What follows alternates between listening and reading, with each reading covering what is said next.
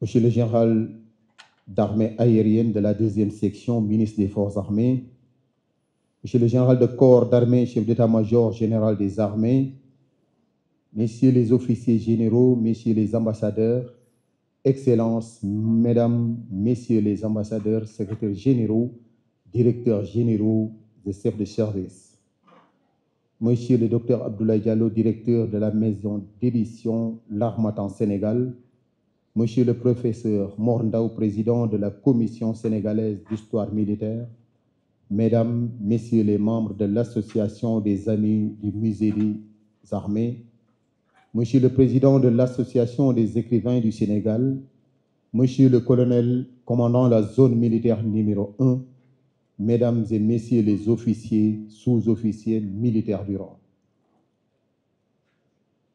Monsieur le ministre des Forces armées, Mesdames et Messieurs les officiers généraux, honorables invités, Monsieur le général de division de la 2e section Mamadou Gaye, délégué général au pèlerinage au lieu saint de l'Islam, par ma voix, vous souhaite la bienvenue ici au cercle mess des officiers colonel Emmanuel Gomis et vous remercie de lui avoir fait l'honneur, malgré vos agendas très chargés, de rehausser de votre présence la solennité de cette cérémonie de présentation et de dédicace de son ouvrage intitulé Tradition militaire, facteur de cohésion et de supériorité opérationnelle.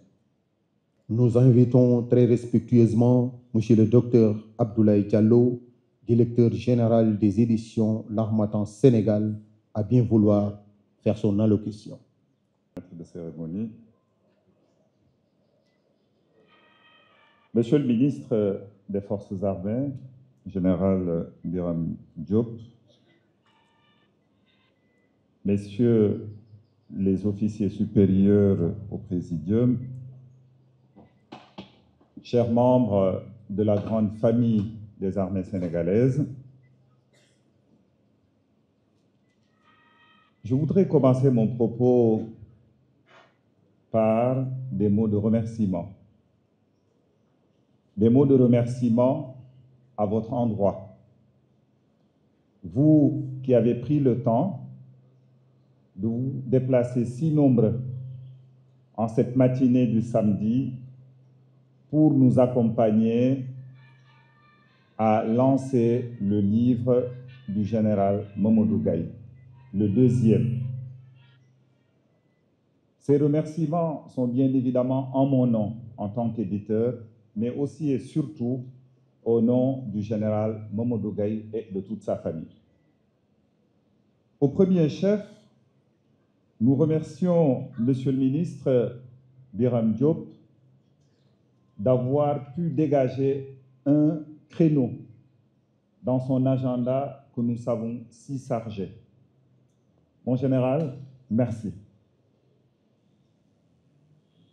Je voudrais, dès après cela, saisir cette opportunité également pour rendre un vibrant hommage à l'armée sénégalaise, mais aussi et surtout à ces officiers qui ont bien voulu prendre la plume pour témoigner. Et cela en le disant, j'ai en face de moi l'un des premiers, l'ancien, le général Mamadou Mansour Seck. Je peux citer également, Monsieur le ministre, votre chef d'état-major général actuel, le général Mbaye Cissé. Je peux citer le général Tchaka Tchao. Il est quelque part dans la salle.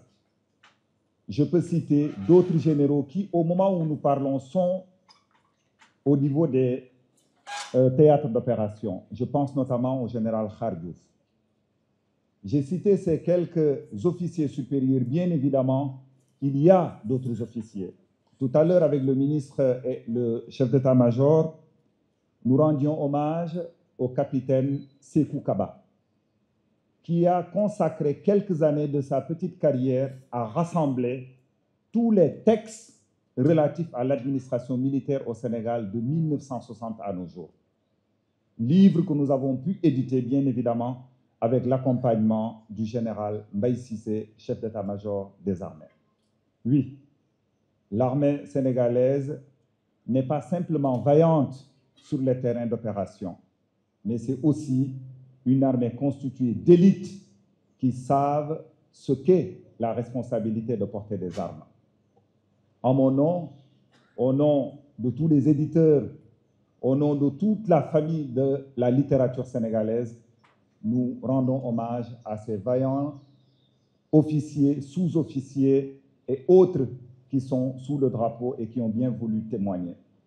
Et profiter de cette occasion pour inviter les autres qui détiennent par devers eux une expérience, que ce soit dans le cadre de leur carrière.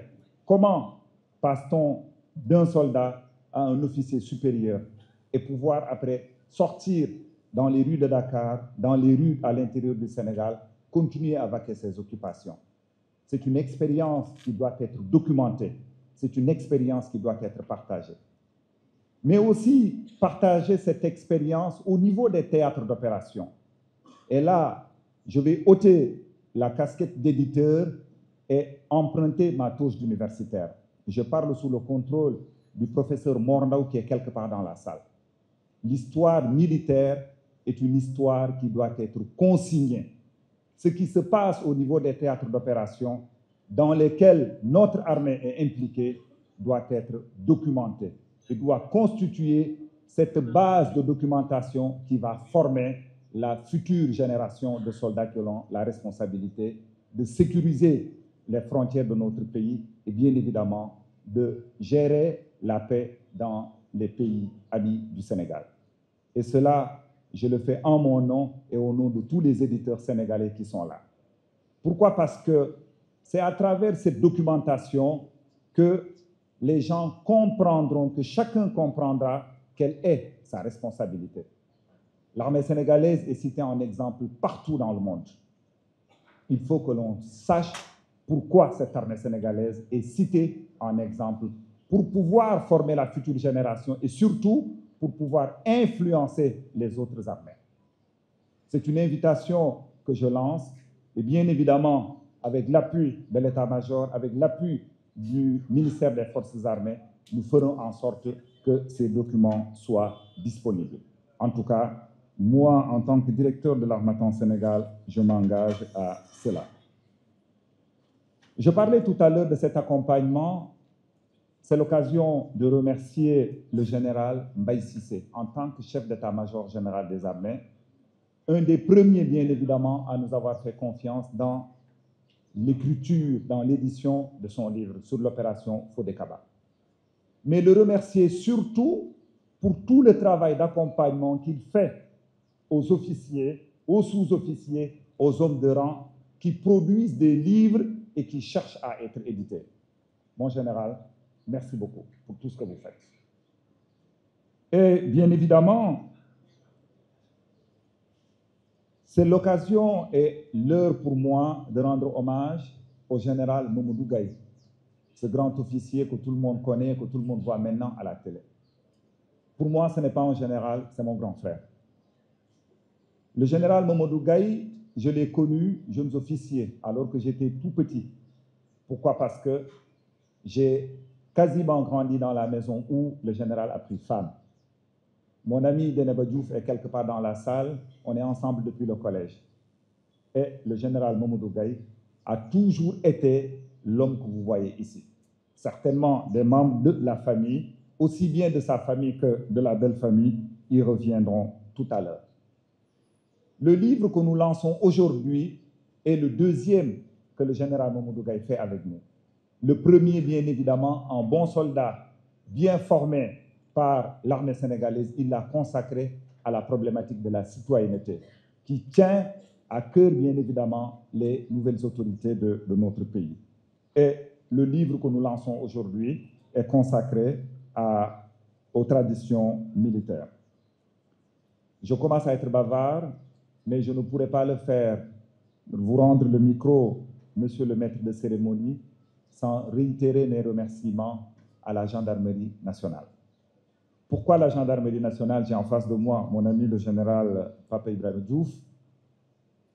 Mais voilà un corps qui fait un travail extraordinaire. Je collabore avec la Gendarmerie nationale depuis 2009. Et actuellement, nous sommes en train de travailler ensemble, Monsieur le ministre, pour organiser et améliorer le centre de documentation qui se trouve au niveau de Colobane.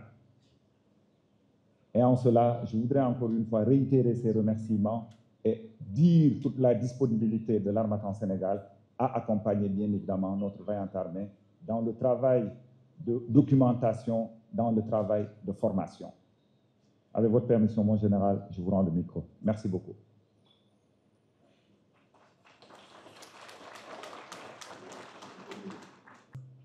Nous appelons Monsieur le colonel en retraite Henri Diouf à procéder à la présentation de l'auteur. Mon général, Monsieur le général d'armée aérienne de la 2e section, ministre des Forces armées, Monsieur le général de corps d'armée, chef d'état-major général des armées, éminente personnalité présente à cette séance de dédicace, Mesdames, Messieurs les officiers généraux, officiers, sous-officiers et militaires du rang, honorables invités en vos rangs, titres et qualités, mon général, je voudrais, à l'entame de mon propos, rendre à Allah toute la gratitude qui lui revient de nous faire vivre ce jour mémorable pour toute cette auguste assemblée. Mon général, il m'a été demandé de faire la présentation de l'auteur, non par le biais d'une évocation laudatrice, mais plutôt par un témoignage que m'autorise 38 ans de compagnonnage partagé pour l'essentiel au sein des forces armées sénégalaises. Je mesure ainsi l'importance de mon propos à la qualité de l'auditoire noté dans cette enceinte très symbolique du 7 messe des officiers. Aussi, mon général, m'avertirai-je à dérouler avec vous quelques pans de l'histoire connue du général Gaye, dont je tairai aujourd'hui l'appellation très fraternelle que je lui colle habituellement. Mon général, Monsieur le ministre des Forces armées, parler aujourd'hui du général Gaye est pour moi l'occasion de passer en revue quelques traits essentiels sur le vécu d'un camarade de promotion rencontré un jour de 5 novembre 1984 au poste de police de l'ENOA. C'est surtout retracer une vie professionnelle riche,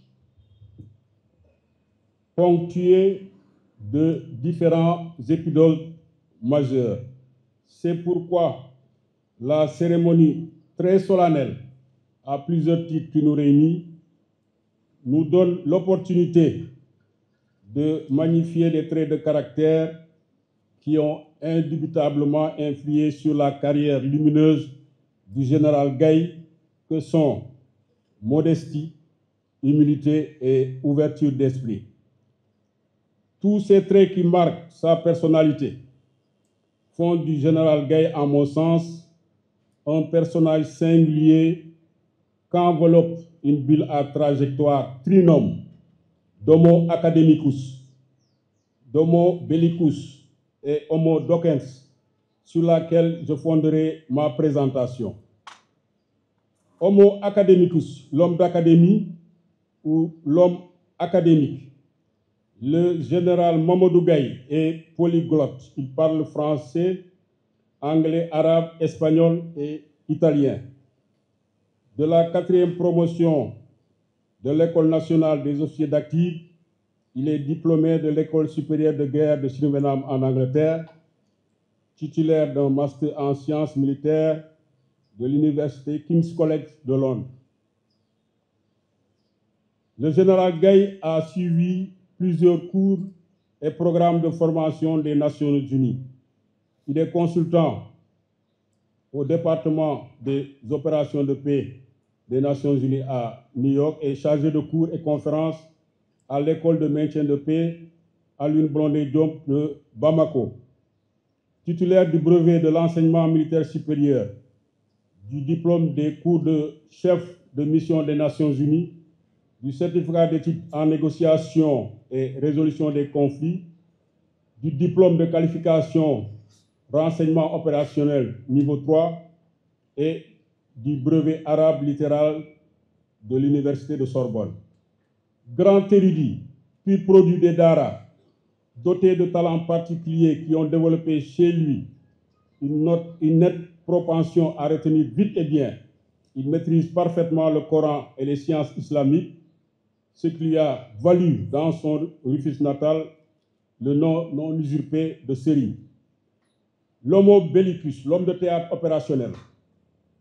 Le général Gaye totalise 40 années d'expérience militaire, ayant occupé diverses fonctions de commandement et de direction.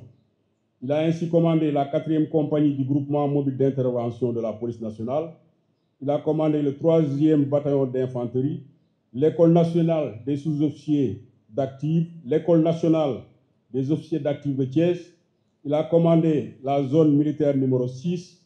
Il a été sous-chef ressources humaines de l'EMGA, sous-chef d'état-major général des armées, directeur général de l'ARSM. Commandant de la mission multidimensionnelle intégrée des Nations Unies pour la stabilisation au Mali-MINUSMA, le général Gaye a dirigé l'équipe interdépartementale des Nations Unies auprès de l'Union africaine pour coordonner la mise en œuvre de la résolution 2719 du Conseil de sécurité des Nations Unies qui est relative à l'appui aux opérations de paix en Afrique. Actuellement, le général Mamadou Gaye occupe la fonction de délégué général au pèlerinage au lieu saint de l'islam. L'homo docens, l'éducateur. Le général Gaye est particulièrement engagé dans le domaine de l'éducation, notamment la conception et l'élaboration de plusieurs programmes au profit des inspections d'académie et d'éducation. Concepteur de programmes de formation citoyenne et l'immersion en milieu militaire des recrues de la fonction publique, il a conduit des formations en leadership et éthique professionnelle au profit de l'ENA, l'ISM, l'UFR Santé de l'Université de Thiès. Le général Gaye a en outre prononcé pendant plusieurs années consécutives la leçon inaugurale de la Semaine nationale de l'école de base du ministère de l'Éducation nationale, étant aussi le parrain de la dictée internationale Paul Guérin-Lajoie.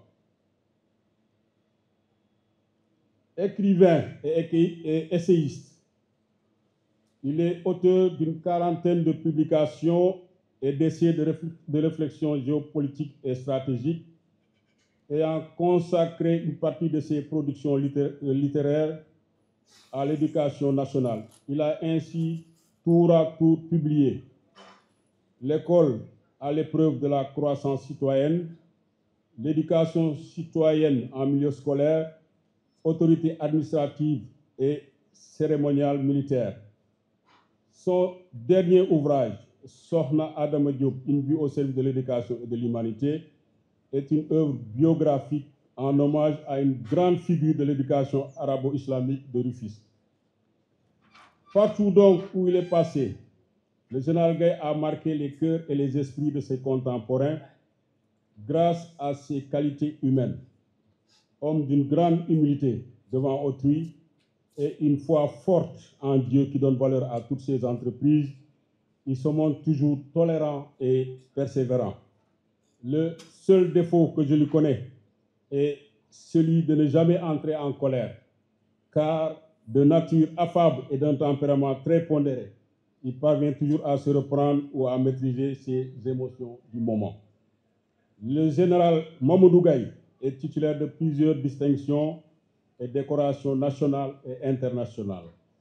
Commandeur dans l'ordre national du Lion, Croix de la valeur militaire avec étoile d'argent, médaille d'honneur de l'armée de terre et médaille d'honneur de la police nationale, médaille des militaires blessés en opération, chevalier dans l'ordre national du mérite de la République française, médaille d'or de la défense nationale française, médaille de la mission des Nations Unies au Rwanda, au Mali et en République démocratique du Congo.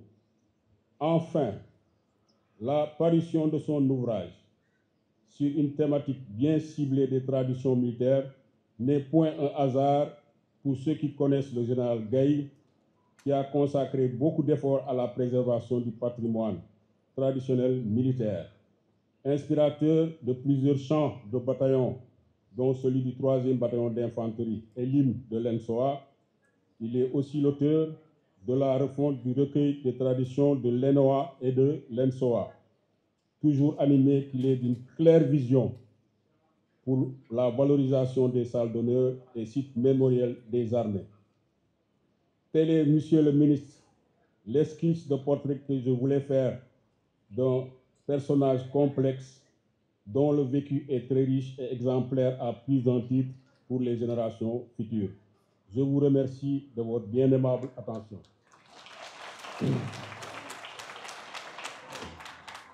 Présent, Monsieur le colonel Salim Ngom est prié de bien vouloir faire la présentation de l'œuvre.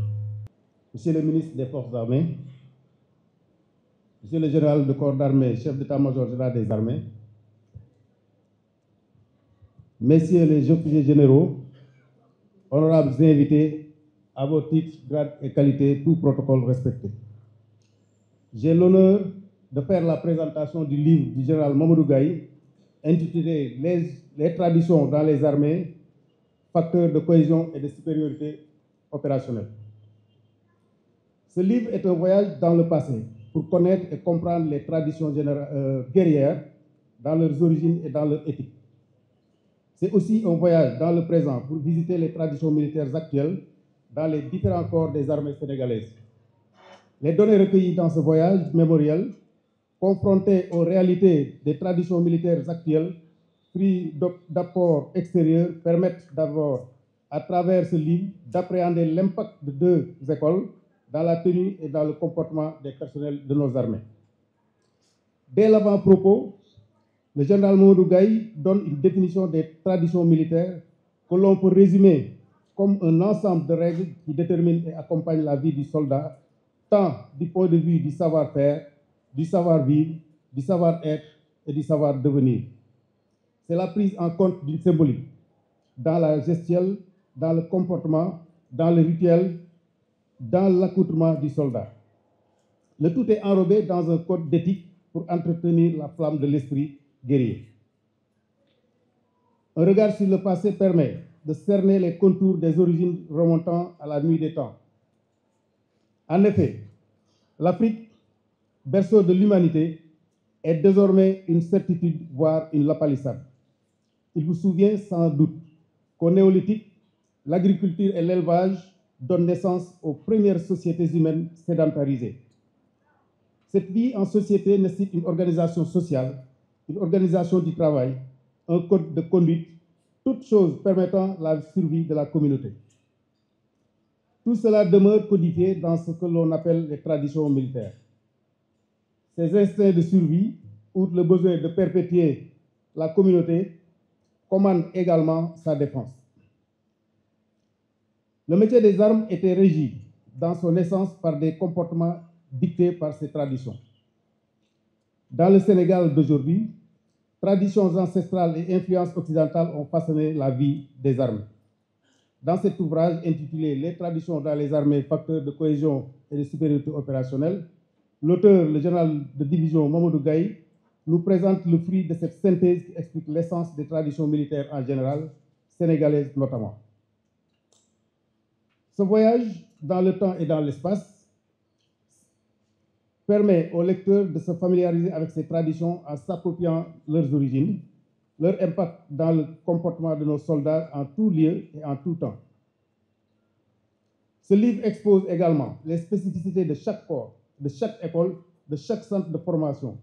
Il met en exergue la résilience au sein des armées, façonnée par les traditions indispensables à l'action sur le terrain. Il termine le travail par l'évocation du devoir de mémoire et la pratique d'activités de cohésion au sein des différents corps, mais aussi en communion avec la nation toute entière. Dans la première partie, appelé de l'origine des traditions militaires, de leur nature, de leur impact dans le comportement du soldat, nous pouvons dire que bien que l'Afrique soit le berceau de l'écriture, elle a été pendant longtemps marquée par la culture de l'oralité, tant et si bien que les anciens étaient les détenteurs ou les dépositaires des traditions transmises de génération en génération. Dans ce contexte, selon l'auteur, ces anciens patriarches ou sages déterminés, accompagnés ou justifiaient l'autorité d'un pouvoir central. Se fondant sur une mythologie d'origine généralement aquatique, légitimant au passage les pouvoirs autochtones, les religions traditionnelles ont codifié les bases culturelles et cultuelles de l'organisation sociale dans nombre de terroirs du Sénégal. Le général Mamadou Gaye explique comment cette situation a préconfiguré nos sociétés avant l'arrivée des religions abrahamiques et des Européens. Malgré le choc brutal causé par l'arrivée des Européens à partir du XVIe siècle, l'Afrique a fait face aux bouleversements subis grâce à son ancrage dans les traditions multiséculaires qui régulent la vie quotidienne de ses populations. Certes, l'auteur reconnaît un certain universalisme dans les traditions militaires dans beaucoup de pays, avec cependant des particularismes propres à chaque armée, compte tenu de son histoire, de ses croyances et de ses us et coutumes. Or donc, les qualités guerrières trempées dans nos traditions n'ont pu permettre à nos valeureuses armées de s'opposer à la barbarie européenne. Les causes de la défaite de nos résistants sont plutôt à chercher dans l'émiettement politique de nos États et la faiblesse de l'armement. En effet, l'Afrique a subi les conséquences de la dislocation de ses grands empires au XVIe siècle. Elle se met en marge des progrès techniques dans la navigation et dans l'armement, entendons par là les armes à feu, l'utilisation à des fins belliqueuses de la poudre de canon et à partir du XVIe siècle, la création d'une carte d'état-major mieux élaborée. La liste n'est pas exhaustive. La défaite des résistances armées face à la pénétration coloniale française résulte plus d'une supériorité de la stratégie militaire et de la puissance de feu de l'ennemi que d'une défaillance dans les qualités guerrières de nos combattants. Selon le général Gaye, ces qualités guerrières ont fait dire au général Faidherbe, alors gouverneur de la colonie du Sénégal, ces gens-là, on les tue, on ne les déshonore pas. Les exemples de courage et de bravoure sont légion dans l'histoire de la résistance armée. Ces traditions constituent le socle de l'esprit guerrier des armées. L'héritage historique glorieux, véhiculé par les anciens, les grands anciens jusqu'aux héros de l'indépendance, a permis à notre armée résiliente de consolider la nation et de promouvoir le développement économique hors des frontières nationales. Il a contribué à forger le professionnalisme connu et reconnu de notre armée. Les exemples d'actes héroïques de ces résistants face à l'armée coloniale foisonnent dans cet ouvrage. Nous pouvons citer Salmon Faye, Lat Dior Ngoné Latyr, Samori Touré et tant d'autres. Les deux guerres mondiales ont été l'occasion d'éprouver le savoir-faire, la pugnacité et hardiesse au combat, le savoir-être, c'est-à-dire les capacités de résilience de l'Africain noir en général et de l'homo sénégalensis en particulier. Quand les tirailleurs sénégalais, au cours de ces conflits mondiaux, ont pu bénéficier de l'armement européen, cela s'est traduit par les hauts faits d'armes, souvent sanctionnés par des citations et des décorations de la part du haut commandement français. Dans les moments de désespoir, ce sont ces qualités qui permettent aux combattants de se surpasser, de se sublimer pour réaliser souvent les exploits qui frisent le mythe. Les noms des tirailleurs sénégalais sont ainsi restés gravés dans l'histoire, liés à des batailles très célèbres. L'exemple de Dixmude en 1914, Verdun en 1916, le chemin des Dames en 1917 et Reims en 1918.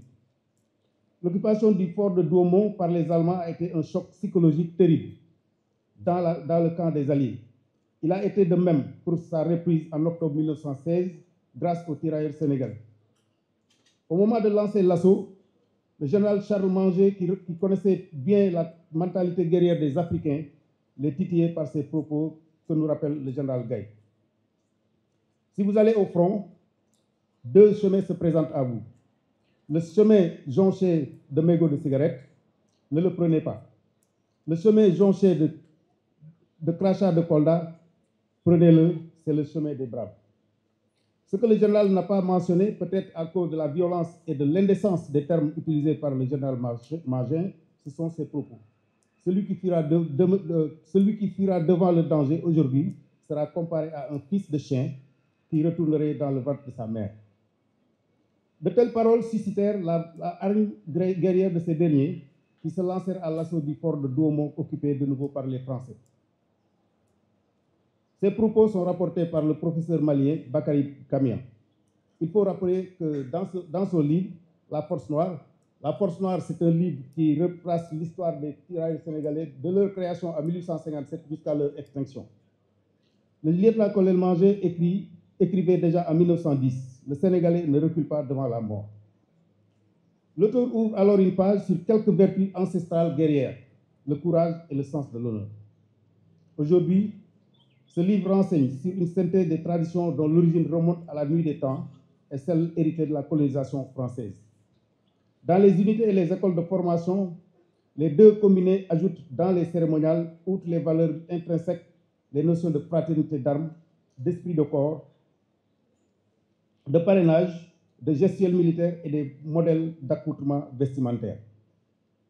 Petit dans les valeurs et les vertus des rites initiatiques prodigués dans la carte de l'homme, l'œil en wolof, dès l'enfance, les jeunes qui intègrent les armées, ils reçoivent une formation dans les notions précitées qui sont les fondements dans les armées modernes.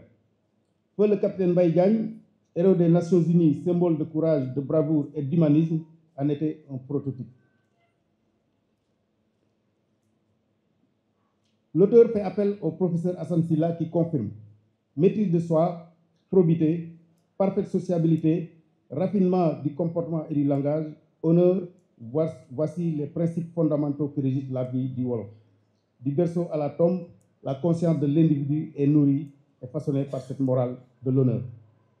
Le général Gaye ajoute, rapportant les propos du guerrier 10 ans, « Ma passion, c'est l'honneur, ma qualité, c'est le courage, ma devise, c'est vaincre royalement ou mourir dignement pour laisser mon nom à la postérité. »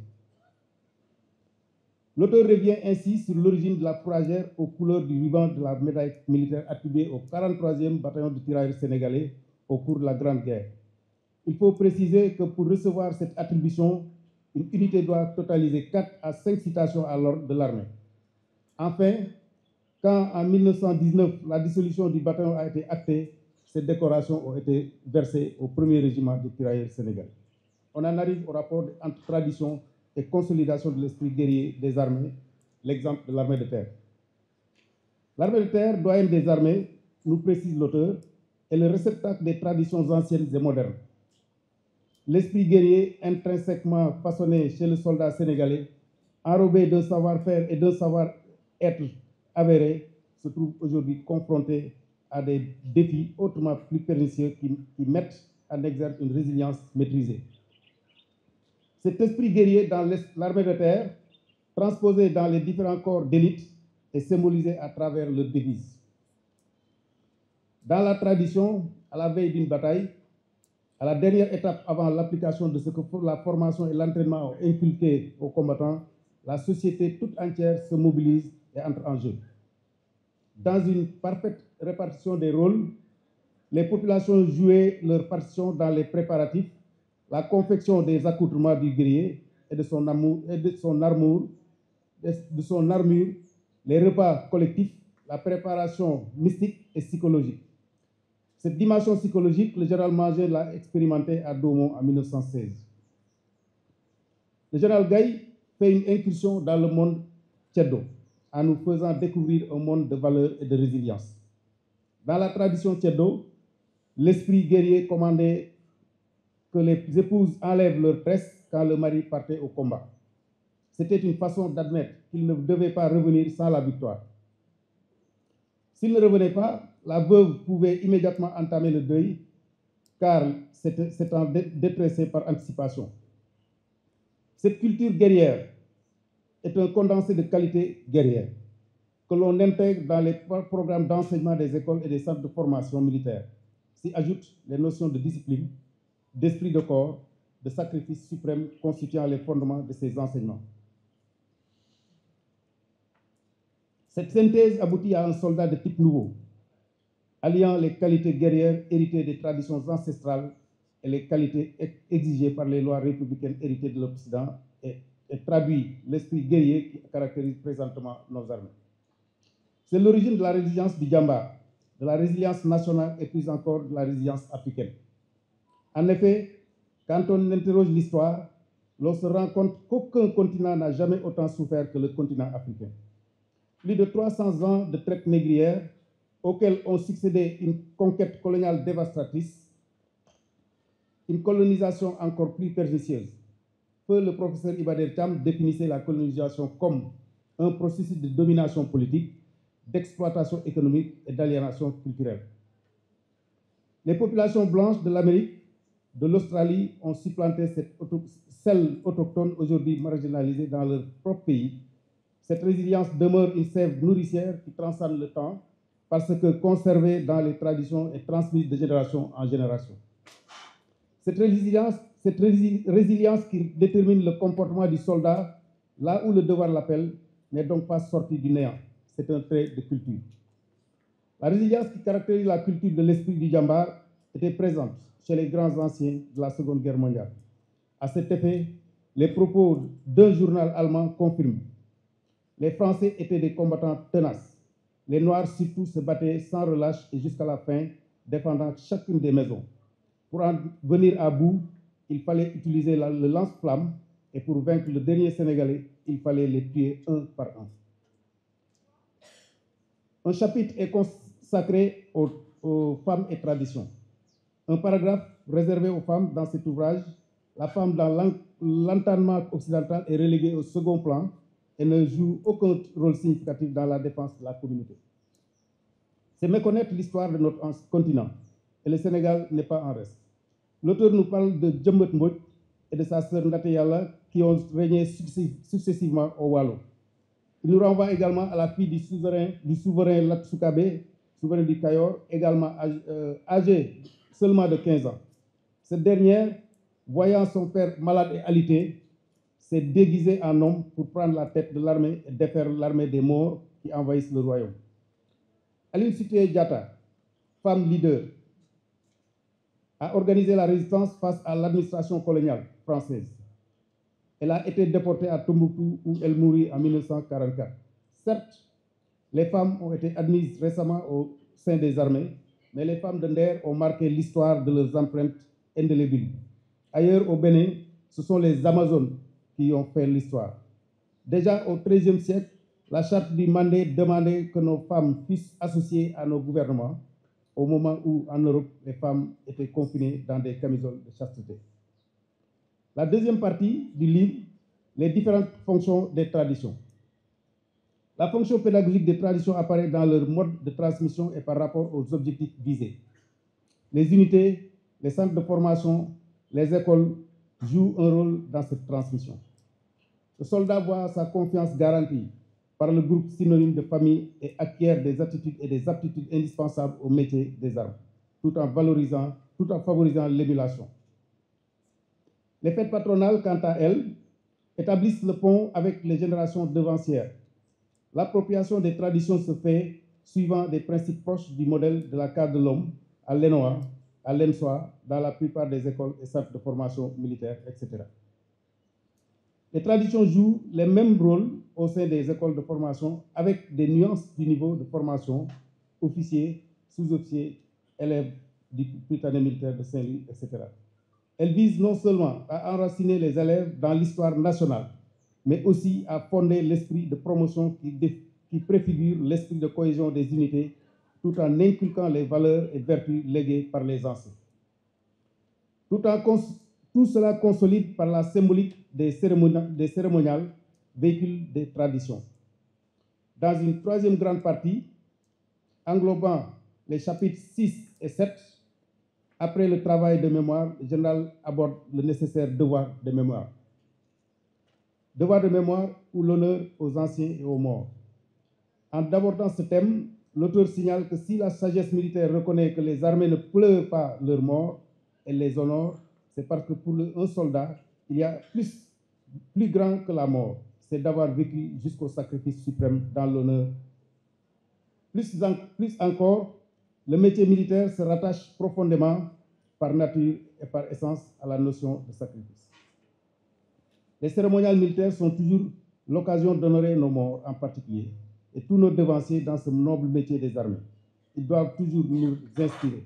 Le général cite à l'occasion le général Pinson. Pour obtenir des hommes le simple devoir, il est bon de leur montrer l'exemple de ceux qui l'ont dépassé. Le général Mamadou Gaye nous présente enfin une cartographie des musées des forces armées. Nous avons le musée des opérations extérieures au quartier Dial Diop, le musée Armée Nation, le musée du cinquantenaire, le cimetière national de Thiaroye et la case de Thiowor qui a été construite en l'honneur au dernier poilu noir décédé en 1998 à la veille de sa décoration à la Légion d'honneur. Monsieur le ministre, Mesdames, Messieurs les invités, cet ouvrage est inédit et mérite de figurer dans les bibliothèques de nos forces armées et au-delà dans toutes les bibliothèques. Aide-mémoire, il doit servir de viatique pour tout soldat. Le caractère inédit de cette publication réside dans la prise en charge du thème dans son entièreté à travers les différents corps de l'armée sénégalaise. Un rapide survol de la bibliographie fait apparaître quelques publications parcellaires centrées sur des unités spécifiques. Monsieur le ministre, honorables invités, à vos titres, grades et qualités, je vous remercie de votre aimable attention.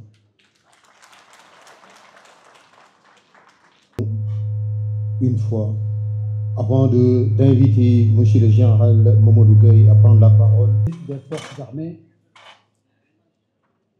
M. le général de corps d'armée, chef d'état-major général des armées, Madame, Messieurs les officiers généraux, Excellences, Mesdames, Messieurs les ambassadeurs, Mesdames, Messieurs les secrétaires généraux et directeurs de cabinet, de département ministériel ici présents,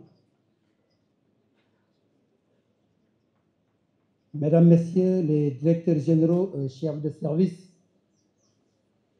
Monsieur le docteur Abdoulaye Diallo, directeur de la maison d'édition L'Harmattan Sénégal, Monsieur le Président de la Commission nationale d'histoire militaire, Mesdames, Messieurs les membres de l'Association des Amis du Musée des Armées, Monsieur le Président de l'Association des écrivains du Sénégal, Mesdames, Messieurs les officiers, sous-officiers militaires du rang des forces de défense et de sécurité, chers anciens camarades de promotion, amis et frères d'armes ici présents, chers représentants d'associations, d'amicales, d'écoles et académies de formation, Mesdames, Messieurs de la délégation générale au pèlerinage au lieu saint de l'islam et chers représentants de la communauté du Hajj, venus nombreux ce matin nous accompagner, on les appelle amicalement les voyages privés. Je disais au général Sow la dernière fois qu'il est très facile de commander des militaires, mais commander des voyages privés,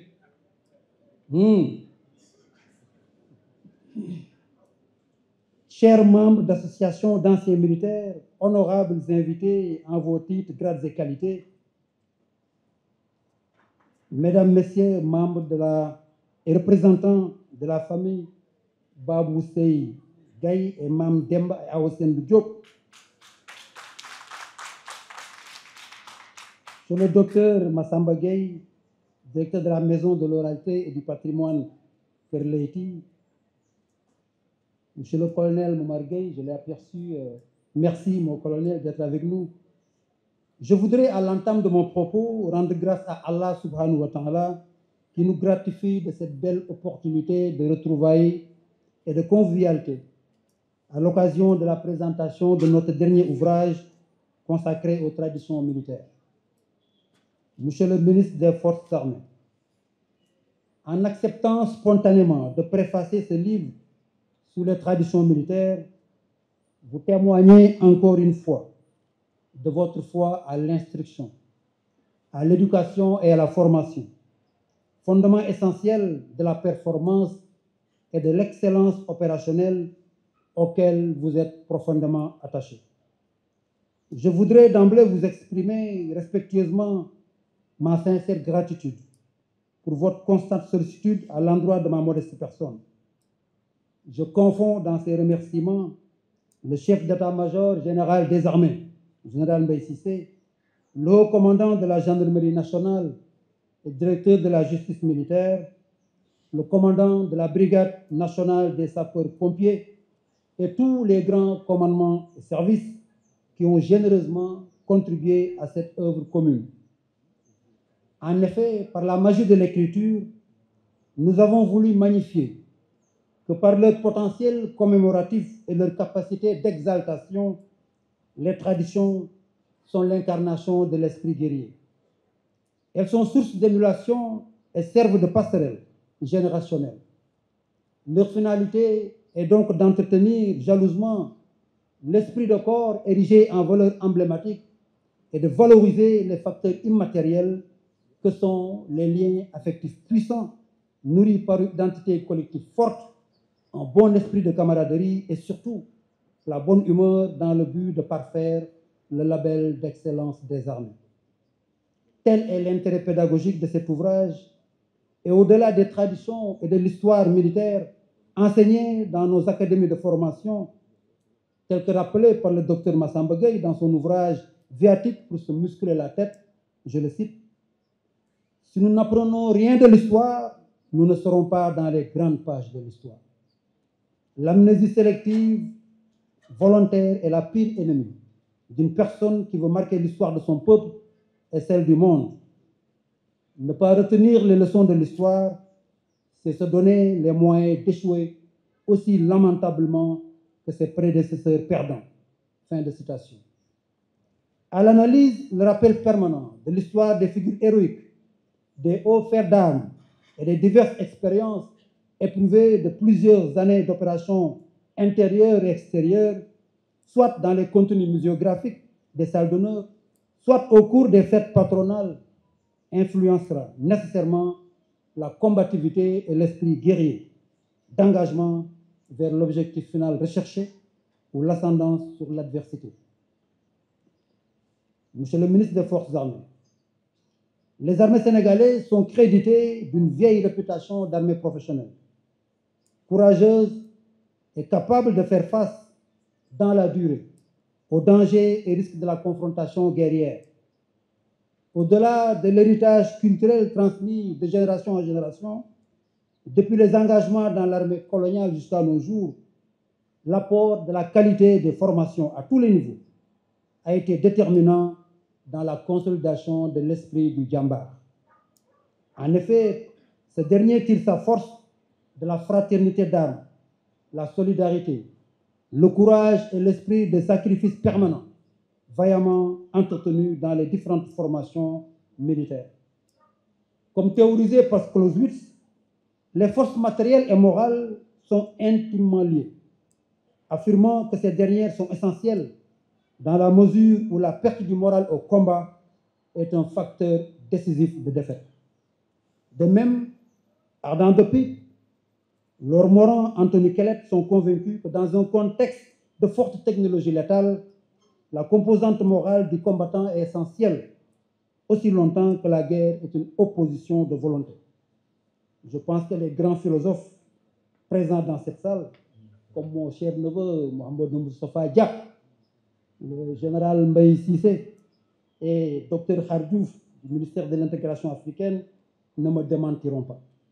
En somme, l'esprit guerrier entretenu par les traditions relève d'une force intérieure, décisive dans la confrontation concrète à la mort qu'elle implique et transcende, car permettant de tendre tout son être vers la victoire.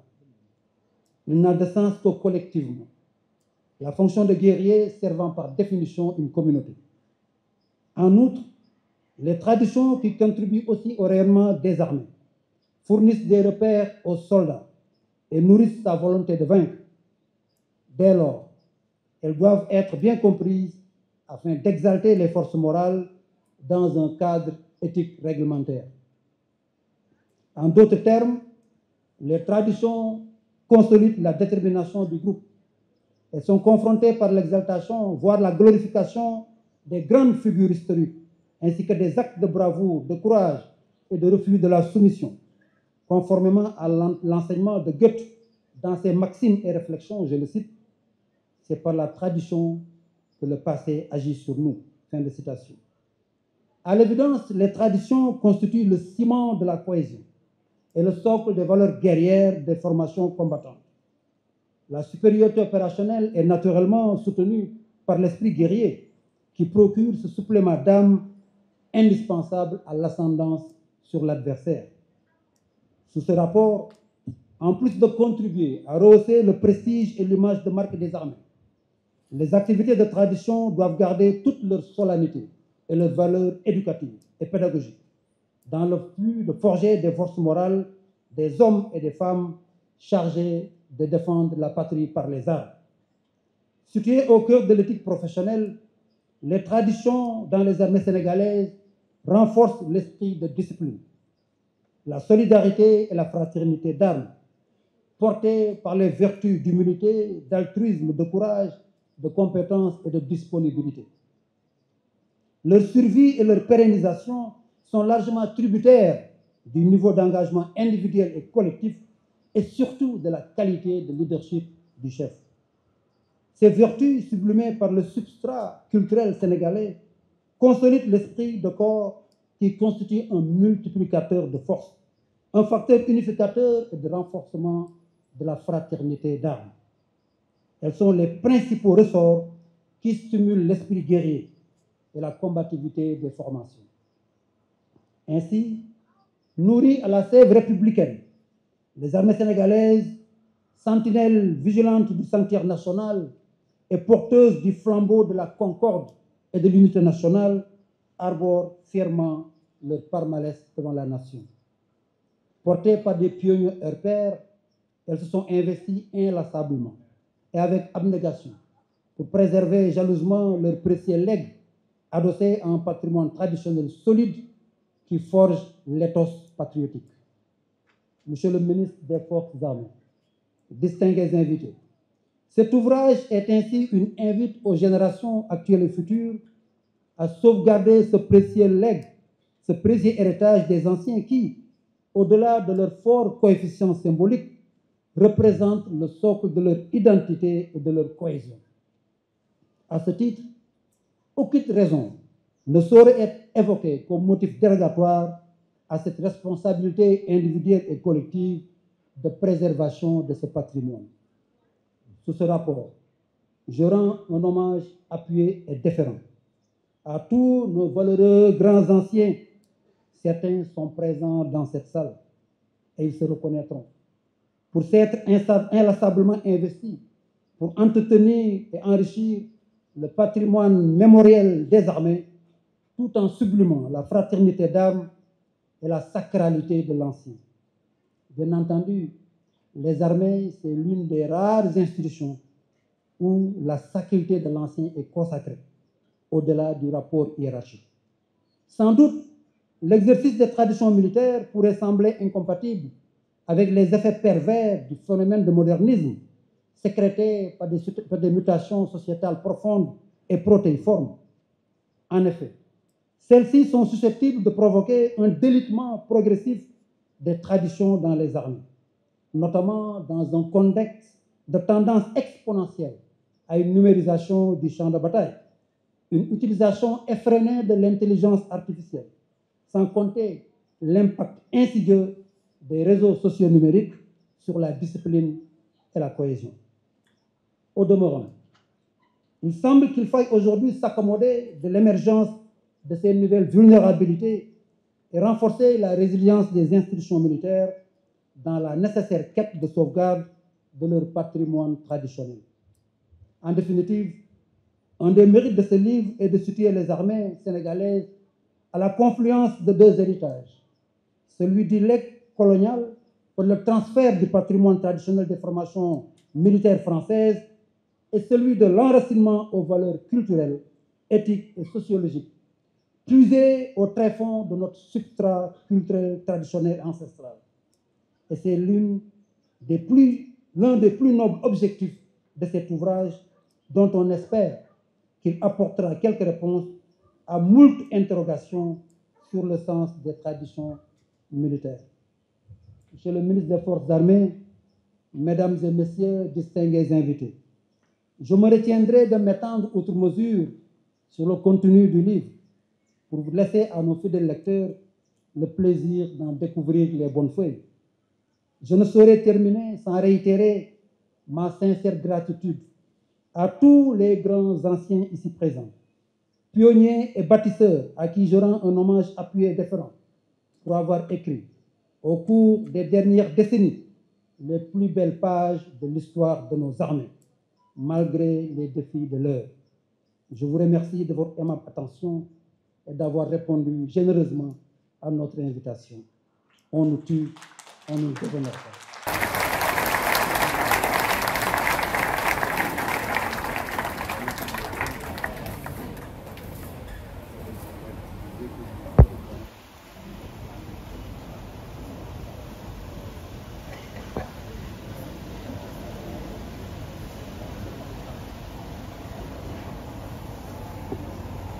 Mesdames et messieurs, à présent nous invitons très respectueusement Monsieur le général de corps d'armée, chef d'état-major général des armées.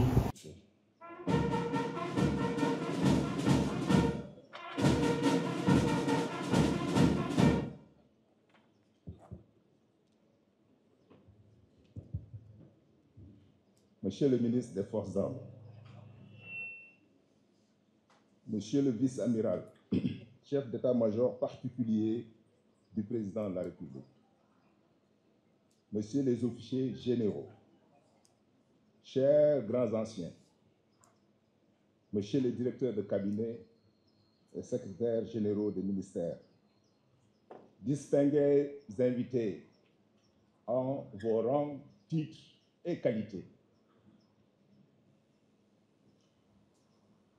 Si le professeur Kizerbo venait nous trouver dans cette salle, je pense qu'il allait dire, monsieur, vous êtes assis sur votre natte, pas sur la natte d'un autre. Aujourd'hui, nous parlons de nos traditions, des traditions militaires, ancrées sur le passé. Ces traditions qui nous donnent force et confiance pour préparer les défis de l'avenir.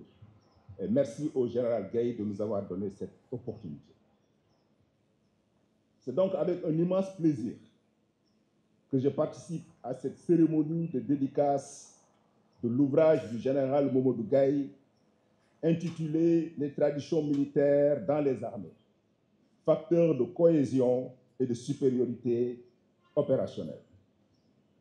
Au-delà de l'esprit de camaraderie et de fierté qui m'anime, je veux à travers ma présence en tant que chef d'état-major général des armées montrer toute l'importance des traditions dans la construction d'une assise solide pour l'efficacité des armées. Je voudrais à l'entame de mon propos remercier le général Gaye pour son chef-d'œuvre qui retrace l'historique des traditions dans les armées, analyse leur impact dans les aptitudes opérationnelles des unités, ainsi que leurs fonctions pédagogiques et cohésives, la rigueur dans la démonstration, la précision dans l'analyse, la valeur historique et didactique de l'ouvrage témoignent d'une part de la maîtrise par l'auteur des exigences de l'écriture et d'autre part d'une bonne connaissance du patrimoine traditionnel de l'instruction militaire, j'allais dire même du pays. En réalité, la lecture de l'ouvrage permet de retracer la riche carrière du général Gaye, abordant parfois le Koufné de Kélétigui, tantôt le béret du commandant de l'ENSOA, tantôt la casquette du général. Il promène le lecteur avec l'assurance d'un légionnaire dans les carrés d'armes des unités, témoin silencieux de l'histoire des armées. Sa connaissance des unités, de l'histoire militaire des armées et des facteurs d'efficacité de l'action militaire consacre la crédibilité et la portée académique de son ouvrage. Monsieur le ministre des Forces armées, Mesdames, Messieurs, Mesdemoiselles, Messieurs, la publication du livre du général Gaye intervient dans un contexte particulier, marqué par un écosystème de l'insécurité dont la complexité est consubstantielle à la diversité des menaces et à la prolifération d'acteurs aux motivations et profils différents. L'émergence de nouveaux enjeux comme le numérique, l'intelligence artificielle et la dimension socio-économique des crises constituent des facteurs connexes d'analyse et de résolution des crises. Dans le même temps, notre environnement social a subi de profondes mutations. Le développement technologique a transformé les relations intersubjectives et les changements survenus au sein de la société ont profondément impacté l'institution militaire qui a toujours fait du capital humain le vaisseau amiral de ce ressort d'efficacité. En effet, l'homme est resté, malgré les vicissitudes de la vie et l'écoulement du temps, le principal enjeu de la cohésion des militaires et l'aptitude des armées à sanctuariser le territoire national, quelles que soient les contingences. Conscient de la primauté de l'homme sur les équipements, Napoléon disait à ce titre, je le cite, « À la guerre, le moral est au matériel, ce que 3 est à 1. » Fin de citation. En outre, les armées ont initié une dynamique de renforcement de l'architecture de formation et du dispositif opérationnel par la création d'écoles et de bataillons. À ce titre, la publication de cet ouvrage vient au moment opportun, car elle permet aux unités de disposer d'un document de référence et de voir l'impact des traditions sur les facteurs immatériels d'efficacité. En réalité, le soldat a besoin de s'adosser à un corpus de valeurs codifiées, éprouvées et transmises à travers générations pour participer à l'édification d'une identité propre à l'institution militaire. Seules les traditions peuvent jouer ce rôle. En effet, les traditions ont forgé l'esprit guerrier du Djamba, qui est résumé dans la devise des armées.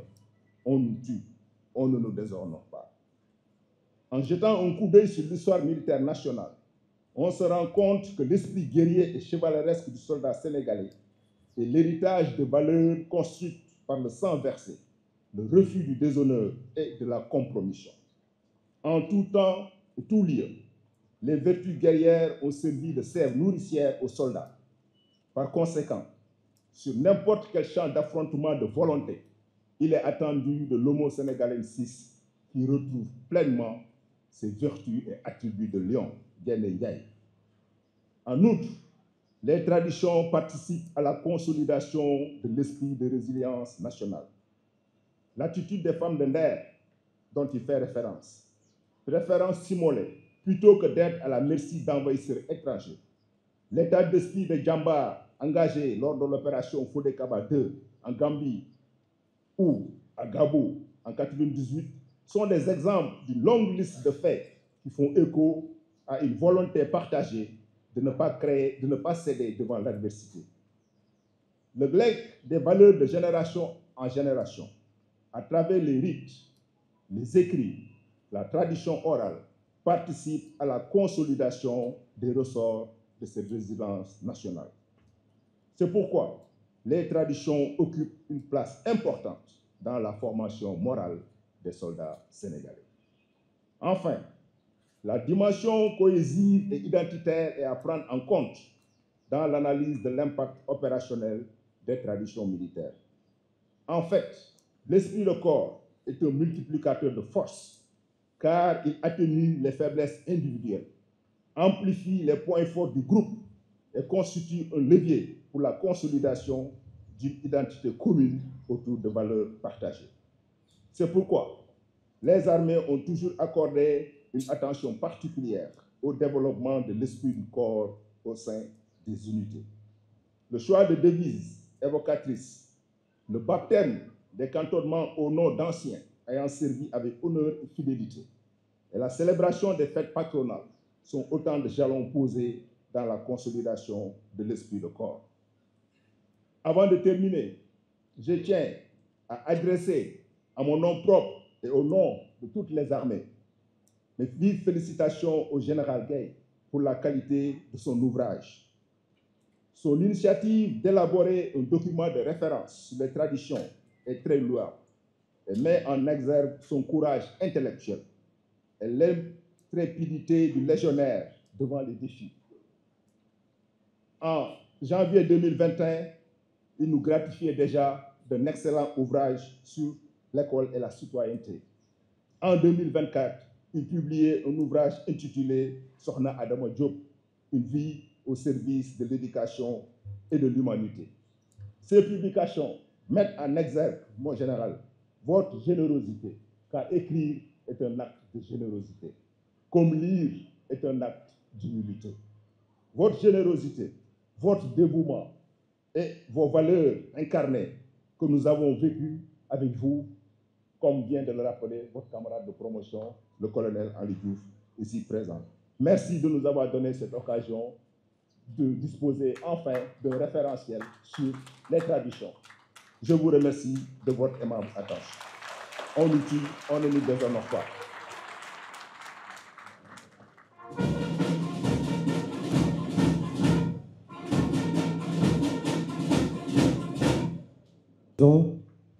Pour terminer avec la série de prises de parole, nous invitons très respectueusement Monsieur le ministre des Forces armées à faire le mot de clôture.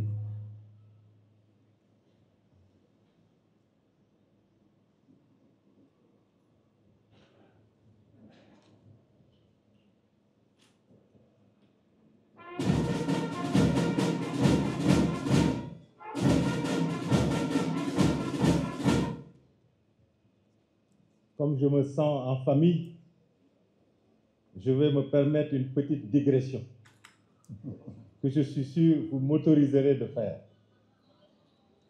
Hier, j'ai été habité pendant toute la journée par une très grande émotion lorsque j'ai eu le privilège, au nom du chef de l'État, de présider la 23e commémoration du naufrage du bateau le Joola. Naufrage qui, malheureusement, a valu à notre pays et à 11 autres pays la perte d'environ 2000 personnes, parmi lesquelles de valeureux camarades d'armes, de valeureux frères d'armes.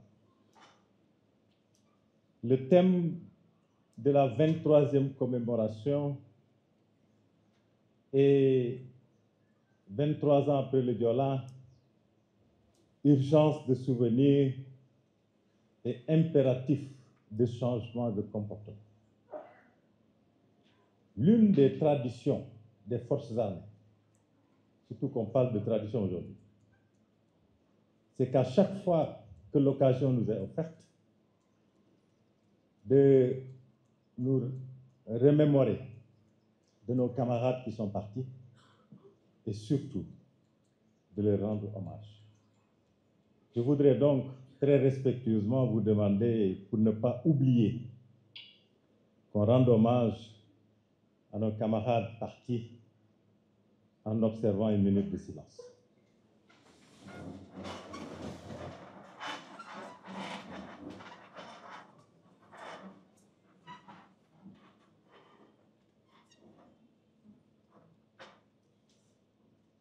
Je vous remercie. Décidément, j'en ai pas fini avec l'émotion. Aujourd'hui également, je me sens très ému d'être en face des grands anciens, number one en premier. À côté de lui, le général Cheikh Gueye, le général Mamadou Sow, le général Ablaye Fall, Victor, le général Babacar Gueye, Fulgence,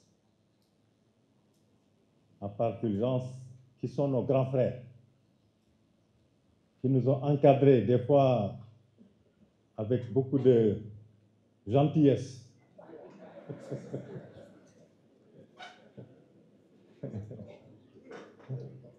Et qui ont donc contribué très largement à ce que nous sommes devenus aujourd'hui. Et nous leur en sommes particulièrement reconnaissants. Chers grands anciens, chers grands frères, nous vous remercions de tout cœur pour ce que vous avez fait pour votre pays, mais également pour ce que vous avez fait pour nous, qui sommes vos petits frères et qui allons le demeurer pour l'éternité. Inch'Allah. Il y en a beaucoup d'autres anciens qui sont derrière, que j'ai malheureusement pu nommer. Mais au-delà de ces anciens, je suis très ému de voir mes petits frères. Omar, Joe, Mamadou, Pape, Maguette, Mamadou, Suleiman, Babou, Ousmane, Baye Sissé, Laurent, Maguette, Mamadou, tous, qui sont des petits frères de même père et même mère. C'est une chance que nous avons dans l'armée d'être une famille soudée, une famille qui vit dans la solidarité, dans la fraternité. Et nous avons le devoir, nous qui sommes la génération aujourd'hui en charge de la conduite de cette belle institution, nous avons le devoir de nous assurer que cet esprit fraternel reste pour toujours. Et nous pouvons vous donner la garantie que jour et nuit, nous allons nous évertuer à faire de sorte que cela soit le cas. Et j'en ai fini avec la digression. Monsieur le général de corps d'armée, chef d'état-major général des armées. Monsieur le vice-amiral, chef de l'état-major particulier de Monsieur le Président de la République. Monsieur le général de division Mamadou Gaye, délégué général au pèlerinage aux lieux saints de l'islam. Je dois préciser que Mamadou, au-delà d'être mon petit frère, est le mari de ma nièce. Donc il a aussi intérêt à se tenir tranquille. Madame et Messieurs les officiers généraux, chers grands anciens, Excellences, Messieurs les ambassadeurs, secrétaires généraux, directeurs de cabinet et directeurs généraux et chefs de service, Mesdames, Messieurs les représentants des forces de défense et de sécurité, Monsieur le colonel commandant la zone militaire numéro 1, Mesdames, Messieurs les officiers, sous-officiers, militaires du rang des forces de défense et de sécurité, honorables invités en vos rangs, grades et qualités. Je voudrais tout d'abord rendre grâce à Dieu le Tout-Puissant qui nous a gratifiés de cette belle et unique opportunité de communion et de retrouvailles de la grande famille militaire et paramilitaire pour assister à la présentation du dernier ouvrage du général Mamadou Gaye intitulé « Tradition militaire, facteur de cohésion et de supériorité opérationnelle ». En rédigeant ce livre sur les fonctions et la symbolique des traditions militaires, livre qu'il m'a généreusement fait l'honneur de préfacer, le général Mamadou Gaye s'est attelé à nous convaincre du rôle éminemment essentiel des traditions dans la vie des armées, ainsi que de leur lien étroit avec les exigences d'aptitude opérationnelle au-delà du rituel et de la symbolique qui les accompagne. En effet, les symboles, les traditions et les identités militaires constituent un enjeu majeur et des repères consubstantiels à la militarité. En explorant leur code et leur représentation, l'auteur analyse les pratiques traditionnelles usuelles dans les armées tout en mesurant leur extrême diversité et leur portée symbolique. Loin d'être figées dans le temps, les traditions sont en perpétuel renouvellement. Cet ouvrage analyse les codes mobilisés par les représentations et tente de mieux cerner les rituels, les pratiques et la manière dont ils s'insèrent pour ces acteurs et ces observateurs dans la société militaire. Mesdames et messieurs honorables invités, en réalité, les armées sont un puissant instrument d'intégration et de cohésion, car elles unissent entre eux des soldats, hommes et femmes, d'origine sociale, de religions et de cultures différentes, mais qui partagent le même engagement et un idéal sous le même uniforme et le même drapeau. Dans cet esprit, le général Mamadou Gaye a voulu replacer les traditions militaires au cœur de la mission des armées en démontrant qu'au-delà de leur fort coefficient symbolique, elles représentent le socle de leur identité et de leur cohésion, tout en renforçant l'esprit guerrier des formations. Sous ce rapport, il est opportun de saluer la contribution des forces de défense et de sécurité dans la consolidation de la conscience citoyenne, la promotion des valeurs républicaines par l'exemplarité et la formation de nos futures élites, conformément à la vision des plus hautes autorités de la République.